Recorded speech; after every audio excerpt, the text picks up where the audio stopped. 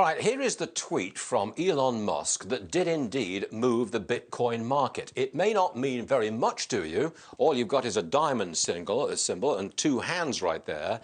I'm told that that means that Tesla, which has $1.5 billion worth of Bitcoin, will not be selling that Bitcoin. Well, that tweet was enough to put Bitcoin up from 32,000 to its current price of 37,000. Dave Portnoy is with us right now. Dave, it's great to see you. Good to have you on the show, especially today. Are you doing... Look, I think Musk is manipulating the market, and I think you're doing exactly the same thing. What do you say? I wish I could do it to the degree that Elon does it. The difference between Elon and you can't put us in the same breath. He's a monster. Is he goes back and forth. I don't do that. Like, I wish I had his power. There's no doubt he's manipulating it. And I wish I could to the degree he does. But the thing that I think is frustrating for a lot of people is 1 second Elon will say Bitcoin's great. The next he'll say it's bad for the environment. The next he'll say he's saving it. Then he says he loves Doge. Then Doge is good for the environment. Tesla's overrated. Right. So if you're following a guy who's going up and down, that would be what's frustrating. With me, I'm always saying it's going up, Stuart.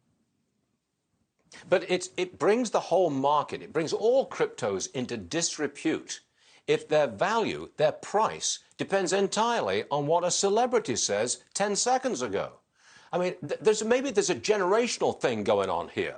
Older investors want to see some value, they want to see some profit. But younger investors, they seem to be just looking for the next headline from a celebrity. Yeah, listen, I think what you just said is right, but I think it's wildly disingenuous to say that if some bozo from Merrill Lynch doesn't go on to CNBC or Fox Business or whatever and say, hey, we like this stock, not always with the best info for their own purposes, that doesn't move a stock price, just like how if I say I like SafeMoon. This is just a different version, but let's not pretend it doesn't happen with normal stocks either. All right, I'm going to run a clip of you, and I'm going to say, pumping up SafeMoon. Very theatrical. Roll the tape, please. I've already purchased $40,000 of the coin that I will declare my allegiance to. Who's it going to be?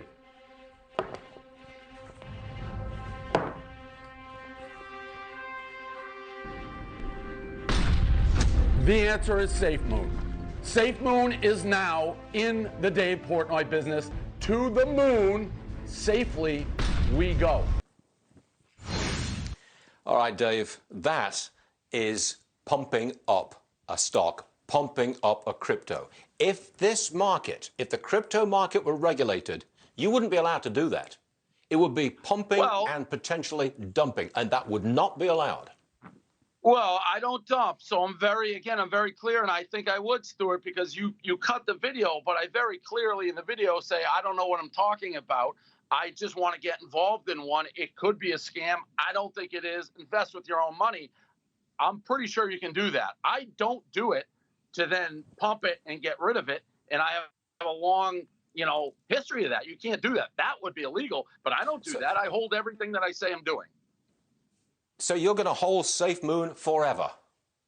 I'm going to hold it for the foreseeable future, years, not months. And I promise you, if I'm getting ready to sell it, it will never be prefaced with, hey, everybody, go buy it, go buy it, go buy it, because I want to get a price. I would never do that. I'm involved in Penn right now, which is a totally different ball game, but I own a ton of it. I don't sell it. This is long haul, and I'm very clear with what I do. Now, where it gets weird is an Elon Musk who is flip-flopping week to week. Like, how did he not know that the environment was bad for Bitcoin when he was pumping it a couple months ago? He seems like a smart guy. He should know that. But I don't make claims like that. I just said I flipped the coin and wanted to get in. I did a bit of research. I liked the concept behind SafeMoon. I called it, and I'm not going to swear, an S coin. So, again, if you're paying attention to it and you have a brain, you should be able to figure out why I was doing it. That's up to you. I can't hold a gun to somebody's head and make them do it or not do it, but you got to use your brain. I'll try. So bring me up to speed on SafeMoon. When you recommended it, how much was it worth? And what's it worth now?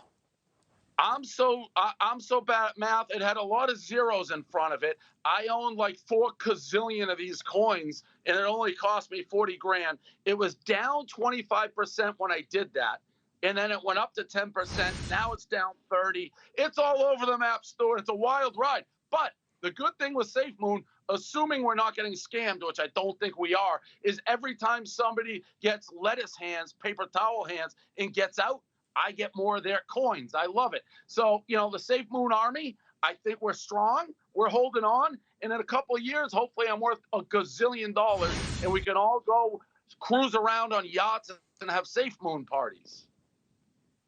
There's no such thing as bad publicity, is there? And the crypto market is all about online publicity. That's it. That's all you want, right? In my business, if they're talking about you, it's good. Okay.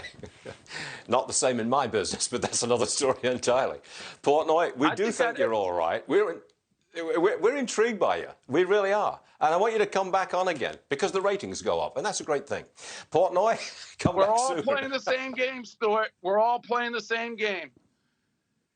Not quite. At my age, I'm not playing the crypto game, baby. Not at all. Hey, Portnoy, come back and see us soon, please. Thanks for being with us today. All we right, do thanks. appreciate it, sir. Good.